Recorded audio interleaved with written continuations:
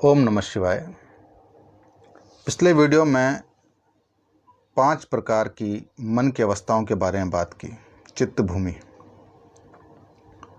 आज हम एक नया सूत्र को समझेंगे। वृत्त्य पंचतय क्लिष्टः अक्लिष्टः। वृत्त्य पंचतय क्लिष्टः अक्लिष्टः। वृत्तियों को वैसे मैं पहले बता चुका हूँ, समझा चुका हूँ। योगश्चित्त वृत्ति निरोधः के सूत्र में, उसका लिंक मैं आपको डिस्क्रिप्शन बॉक्स में दे दूँगा, उसको आप ज़रूर देख लें। तो यहाँ महर्षि पतंजलि कह रहे हैं वृत्तियाँ 5 प्रकार की हैं और ये पांचों प्रकार की वृत्ति 2 भागों में और विभाजित हो जाती है। एक है क्लिष्ट और एक है अक्लिष्ट। क्लिष्ट और अक्लिष्ट को हम समझेंगे। वृत्ति, हालांकि मैं बता चुका हूँ लेकिन फिर भी थोड़ा सा इसको समझ लेते हैं। वृत्ति क्या है? एक इंग्लिश की बहुत सारी बुक्स में आपने देखा होगा फ्लक्चुएशन ऑफ माइंड। माइंड का फ्लक्चुएशन है, वेव्स हैं। तो वेव्स किसकी? थॉट्स की। तो थॉट्स क्या वृत्ति हैं? विचार क्या वृत्ति हैं? हाँ, वृत्ति हैं। लेकिन ये विचार उत्पन्न कैसे होते हैं? ये विचार उत्पन्न होता कैसे है? सबसे पहले हमारा मन इंद्रियों के माध्यम से, हमारी सेंसरी ऑर्गन्स, आँख से, कान से, नाक से, जीवा से, स्पर्श से विषयों को देखता है। पेड़, पौधे, गाड़ी, घोड़ा, पूरा संसार। जब उसको देखता है तो उसका ज्ञान होता है। जब उसका ज्ञान होता है तो वो चित्त पर, हमारे मन पर एक संस्कार छोड़ता है, एक संस्कार पड़ता है। संस्कार के पढ़ने का मतलब रिकॉर्ड होता है। जैसे सीडी में फिल्म रिकॉर्ड हो जाती है, ऐसे ही जो भी नॉलेज हम इंद्रियों के माध्यम से लेते हैं मन तक पहुंचती है और मन में जाकर रिकॉर्ड हो जाती है। इसी पूरे प्रोसेस को वृत्ति कहते हैं। जैसे आज से पहले आप मेरा अगर पहला वीडियो देख रहे हैं, इससे पहले आपने मुझे नहीं देखा, ना मेरे चेहरे को जानते हैं, ना मेरी वाणी को जानते हैं, ना मेरे व्यक्तित्व को जानते हैं। लेकिन आप मुझे आज सुन रहे हैं, मेरे चेहरे को भी देख रहे हैं कि ये व्यक्ति सुंदर है कि कुरूप है। ये ज्ञान हो रहा है आपको इंद्रियों के माध्यम से। आँख की इंद्रिय जो है, अपनी आँखों के माध्यम से।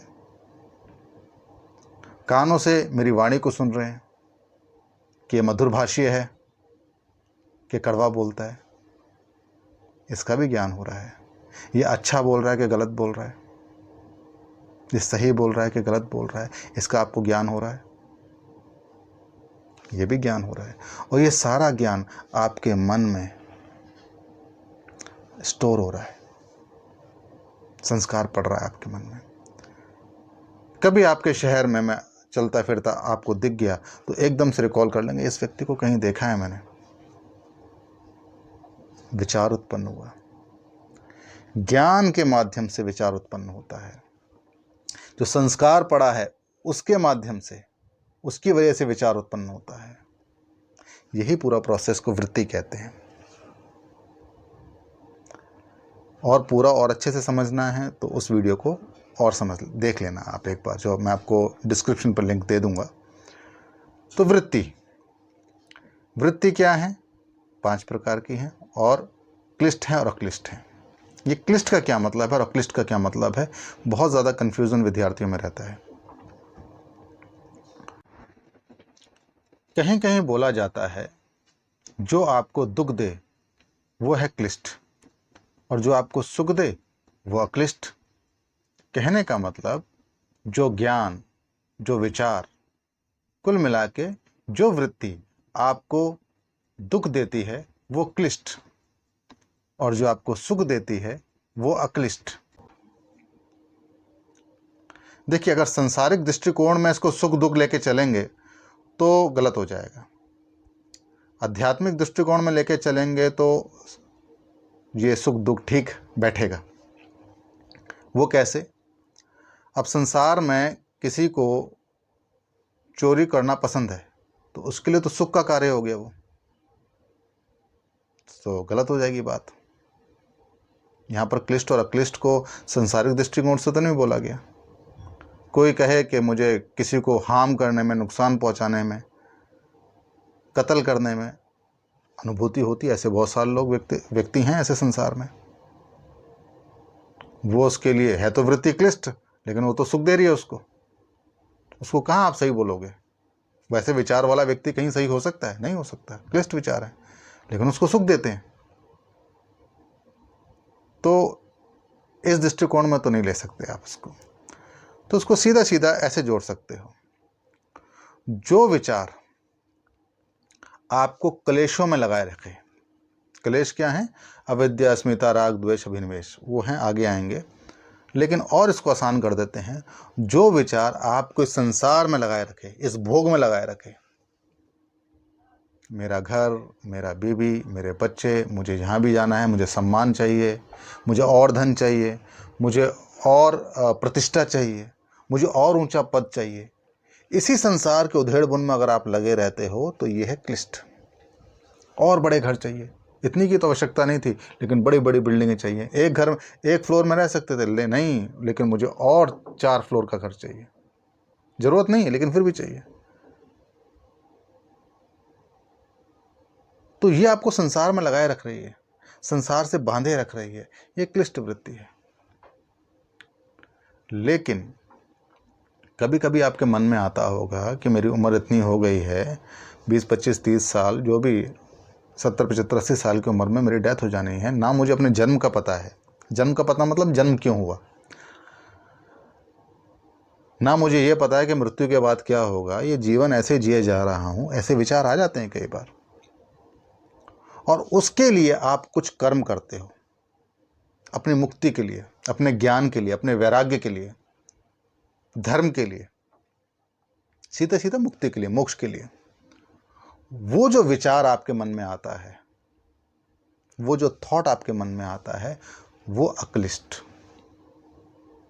जो विचार आपको संसार में लगाए रखते हैं, कलेशों में लगाए रखते हैं, वो तो क्लिष्ट हैं।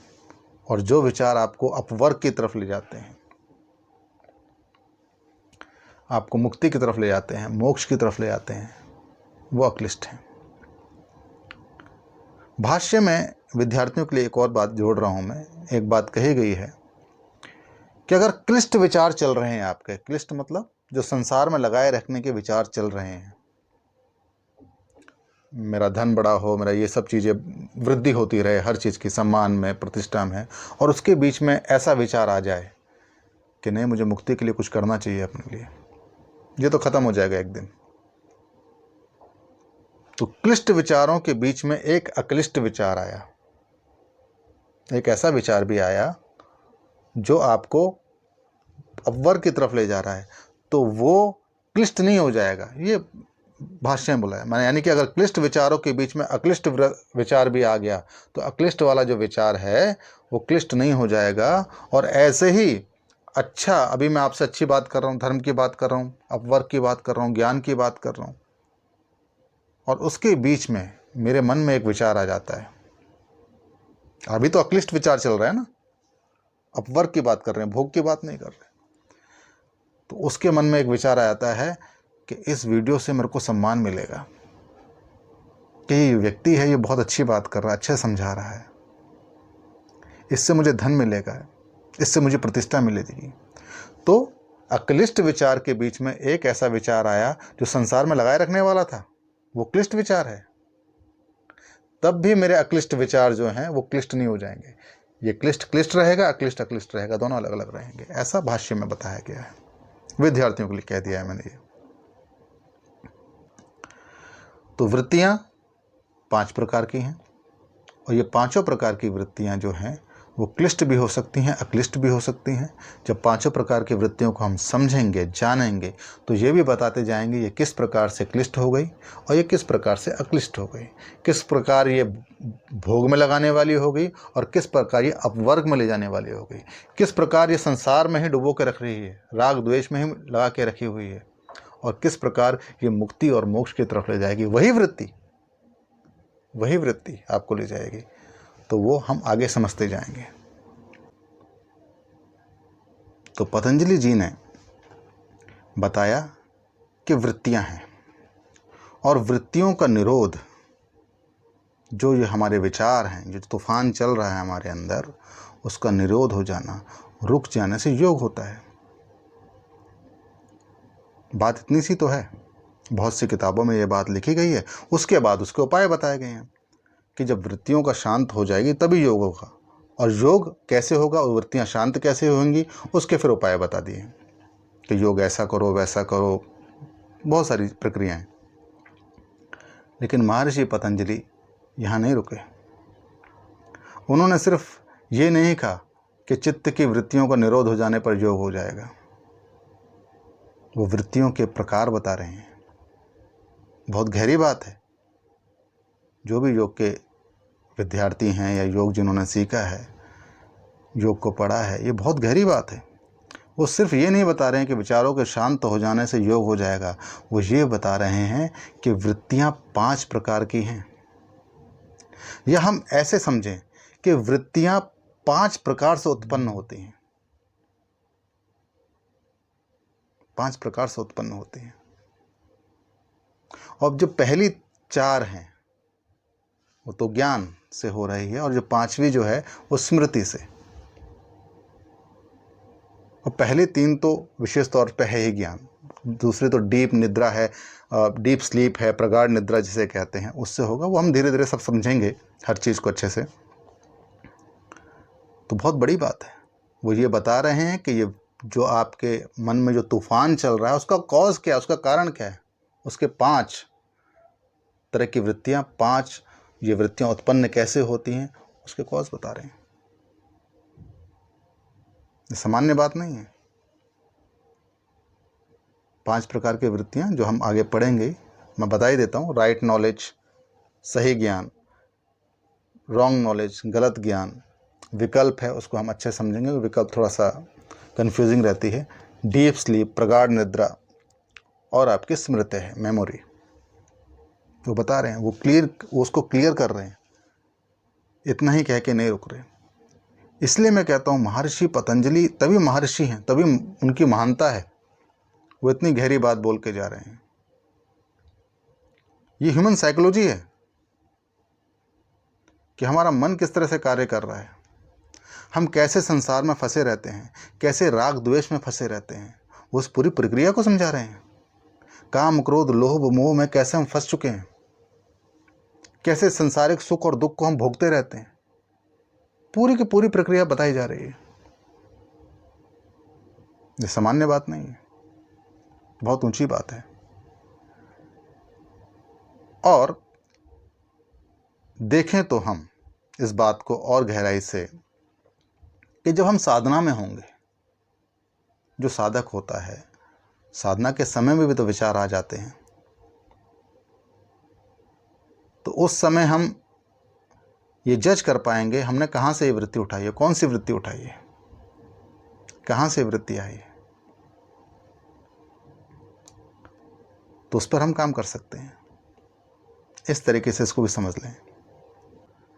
तो हमने जाना कि जो भी नॉलेज हम इंद्रिय प्रणाली से, सेंसरी ऑर्गन से लेते हैं, वो हमारे मन तक जाती है और मन में वो स्टोर हो जाती है संस्कार के रूप में, और उसी स्टोर से हम दोबारा उसको उठा लेते हैं, और ये इस प्रकार ये चक्र चलता रहता है।